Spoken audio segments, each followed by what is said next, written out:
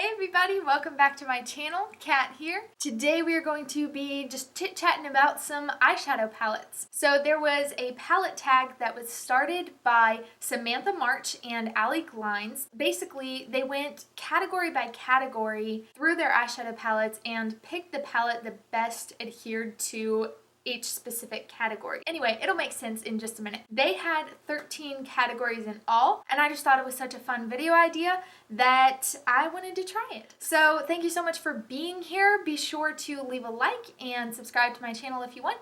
And let's go ahead and talk about some eyeshadow palettes. The first category is talk about your newest eyeshadow palette. My newest one is from Milani and it is their Soft and Sultry palette. Very pretty, just like a really nice nude palette. I really liked that it had like a bunch of cool tones because you don't often see a palette that is like completely based off of cool tones. It looks really classy. I feel like anybody could use it. Gold packaging, and this formula, like this to me is Milani. I feel like the people who wear this have like a professional metropolitan job, wear like skirt suits and stilettos and slick back ponytails. Basically like Sandra Bullock in a palette. So I've only used it like once or twice since I got it during the Milani Friends and Family sale, and I had just seen Julia Adams say that this was her favorite drugstore palette, so she convinced me. Thanks a lot, Julia.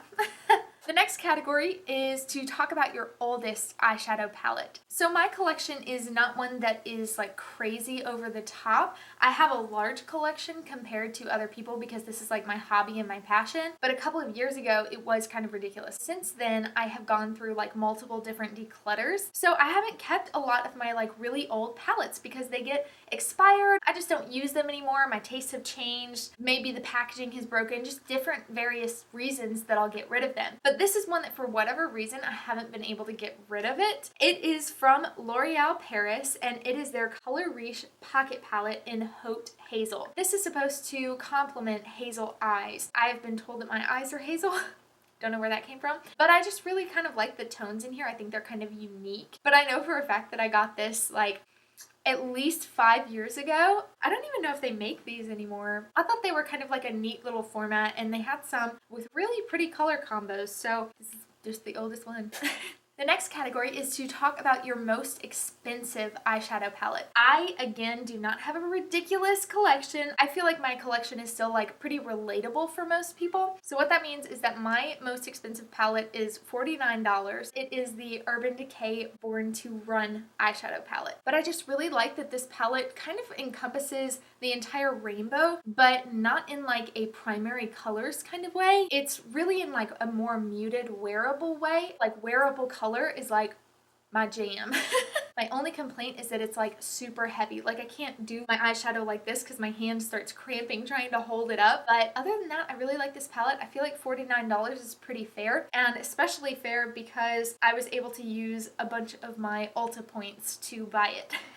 That was my most expensive palette. Now we're going to talk about my most affordable palette. That would be this little beauty from e.l.f. This is the Sculpting Silk Eyeshadow Trio in Rosé All Day. These tones, even though they're kind of blushy on the eyes, they still look very, very neutral and they're very wearable. It's like perfect for like a soft glam look. And the formula is actually really, really good. So if you see these and you're curious about them, I mean, I would recommend it. e.l.f. has a pretty good eyeshadow formula. I've had good experiences with them. So the next category is to talk about your favorite everyday palette. This one is kind of interesting for me because I love to change up my looks from day to day. I really don't have like a Catherine look, you know what I mean? But I feel like when we're talking about like an everyday palette, I think this means like the palette that you feel like you could wear to literally anything. And for me, that is one that I have featured on my channel quite a few times, the Milani Everyday Eyes palette in Must Have Naturals.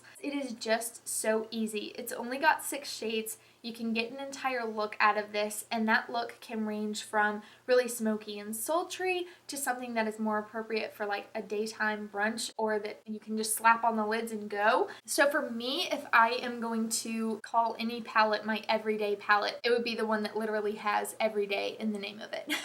Next up is my most colorful palette. This is one that I have had my eyeball on for quite a while now, and I was going back and forth between it and another colorful palette from NYX, but what won me over to this one is that it has shimmers not just mattes like the NYX one. So this is the BH Cosmetics Trendy in Tokyo palette. This is part of their travel series, and I think it is absolutely adorable, and it has straight up neon shades. Like, these are shades that I didn't have anywhere else in my collection, and so I just felt like this would be a really great companion palette. So now that I have this, I feel like a lot more empowered that like I can do literally any look that I want. So this palette literally does not have a single neutral in it, and I think for that reason it is a lot more intimidating to me. I still have yet to use it because I'm so scared of it. I'm just like, what do I do? But yeah, that is definitely the most colorful palette I have, thank God. If it was more colorful than that, you would have to start taking this stuff away from me because I've just lost it. The next category is the smallest palette. This one is easy, not only because of the number of shades in this palette, but also just because of the size. You guys are gonna lose it. You're gonna scream. It's so small. This is from Smashbox, and this is their Photo Edit eyeshadow trio in Snap Queen. I am actually shocked at this palette because it is a complete look in one palette. This I got in like a little set of like the Smashbox like bestsellers kit or whatever that they sell at Ulta, and I'm so happy that I have it because it is beautiful. I think that the eyeshadow formula is wonderful to work with. It blends out beautifully, and it looks like a little camera lens. How do you get cuter than this? You can't. You cannot. I challenge you. I want to get the like regular size one. That way I have like a mama and a baby. I don't want to do that. Next is my biggest eyeshadow palette. I think that if you have any palette from this next brand, it's probably going to be your biggest one in your collection. If not, we got to start taking stuff away from you because you're losing it. This is the Morphe 35M Boss Mood palette. It is 35 different shades. I got this off of Poshmark. I wrote the shade names and then I kept the plastic as well. This is the only palette that I have tried from them, but I really, really enjoy it. I think that it's nice, it's pigmented, it blends out okay, and yeah. But Morphe is known for making like straight up gargantuan palettes and then having like a ton of the same tones. This was one of the few palettes that I've seen from Morphe that I don't really feel like it did that. Yes, there are some shades that are repetitive and that could have been exchanged for a little bit more variety in the palette, but overall I really, really like this palette. I like the format, and it's kind of fun to have something that is giant. It makes you feel like a real like I have makeup. I am a makeup person.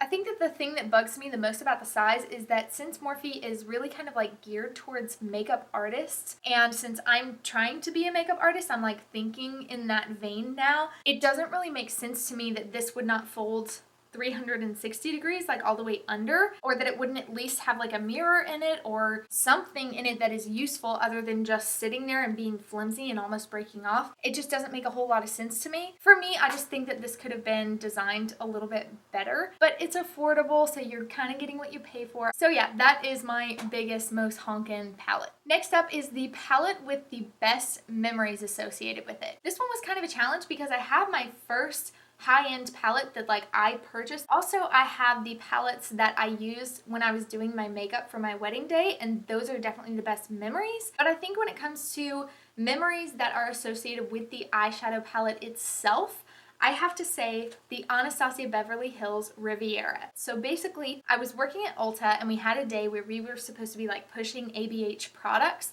and they said if we sell a certain amount of ABH, then everybody who worked today is going to get an Anastasia eyeshadow palette. And I was like, I just happened to work a small shift that day. I was like, thank you God. I really wanted it to be the Riviera palette, but we didn't even have that in store. Like, it wasn't like we were even selling that. And so I was like, man, I don't know like what palette I'm gonna want. Probably the Modern Renaissance or something, I don't know. They didn't get back to us about it for like a couple of weeks, and so I'm freaking out. I'm like, and finally they come to us and they're like, okay, so you can either do the Alyssa Edwards palette or you can do the Riviera palette. And I was like, literally one of the two choices was the one that I wanted most. So this is that palette. It's definitely got those bright colors, but for me, this is what gets me excited, is seeing some jewel tones, seeing some color. I haven't had a problem with it. Yes, it's got a bit of fallout, but I'm really, really happy that I have it because otherwise I would have had to spend like $40 on it on my own. Plus this thing is limited edition, so that just makes it even more special. That was just a really great time in my life, and so I'm really happy that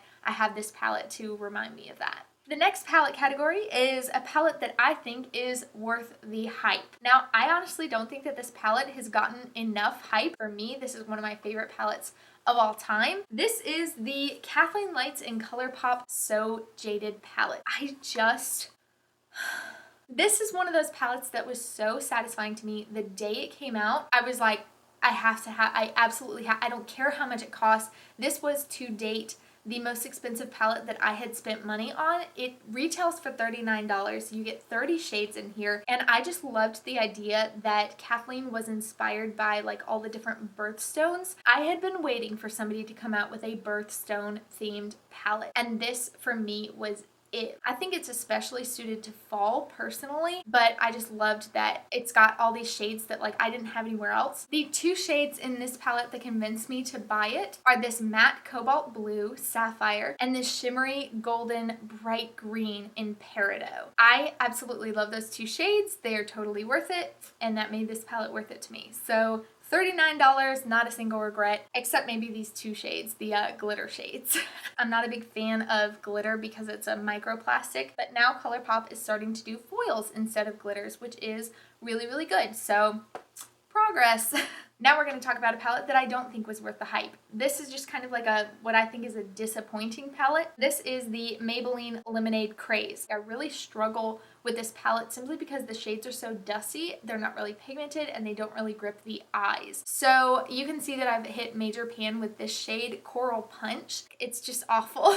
When you have a palette and you are thinking of spraying your mattes to get them to stick, even though I absolutely love the color story, and even though this one was getting a lot of great reviews on YouTube, I do not feel like it lived up to the hype. I'm still disappointed in this palette. Now is a favorite palette from a favorite brand. Now I've only tried 2 different products from this brand, but I know that I like the brand because I like the person who started the brand. This is from Laura Lee Los Angeles, and this is her Nudie Patootie palette. I freaking love this palette. It makes me happy every single time I look at it. That doesn't really happen to me with nude palettes. I think it's because it's like really blushy and complementary to my eye color. I feel like it would complement anybody's eye color because blushy eyeshadows look good on literally anybody. I love the color selection in this palette. I love that there's a couple of pops of like fun colors. I think it would be a gorgeous like wedding palette. I really kind of wish I had bought it before my wedding because I totally would have used it. And I like the eyeshadow formula too. I find it's nice and pigmented. It's very easy to work with. It almost blends itself out. It's just freaking fantastic. I think it was worth every penny after lusting after it for years.